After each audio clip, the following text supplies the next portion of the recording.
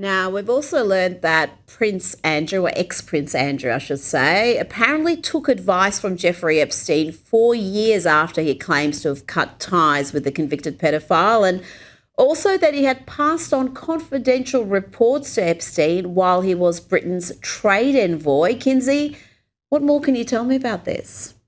Rita, stay with me here. What's notable is the overlap. At the time, Peter Mandelson was UK's business secretary, and Andrew was serving as trade envoy between 2009 and 2010. Mandelson was alleged to have shared market sensitive UK and EU government information with Epstein. There's no proven personal relationship between Mandelson and Andrew, but there is shared risk pattern. Both were feeding sensitive access to a man whose business dealings were murky and potentially hostile to UK interests.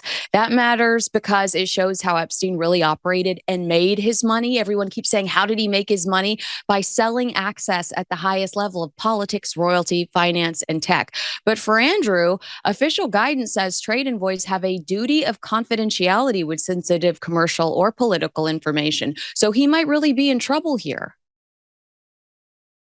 Now, Kinsey, I spoke earlier in the show about how Prince William and King Charles held a late night meeting to eject Prince Andrew, former Prince Andrew, I should say, from the Royal Lodge before he was due to leave. What do you make of these new details? To me, this is a real reflection of Prince William's leadership.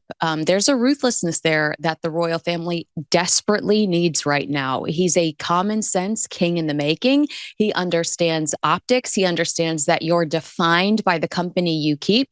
And he's clearly willing to chip away at the grifters and push them further and further from the crown. And honestly, I think that's worth celebrating. Now, millions of Super Bowl fans ditched the official halftime show, which featured a Spanish only performance from anti Trumper Bad Bunny. Millions, Kinsey, opted for Turning Point USA's halftime show, headlined by Kid Rock, Brantley Gilbert, Lee Bryce, and Gabby Barrett. How many were watching this alternative halftime show, Kinsey? Yeah, I mean, the NFL really split fans with the Bad Bunny. I mean, a lot of viewers responded by simply turning off NBC. Others took to X to complain. The tweets are hysterical. Meanwhile, Turning Point USA's alternative halftime show pulled in a massive audience.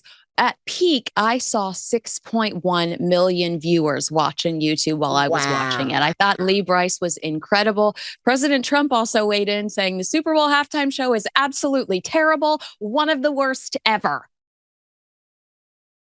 It will be fascinating to see in the coming days, or even probably this time tomorrow, just what that total is on Turning Point's alternative halftime show, because a lot of people won't watch that live. They know they can go back and see that at any time. So we'll see all the numbers. But if you've got 6 million live streaming it, that's a huge number.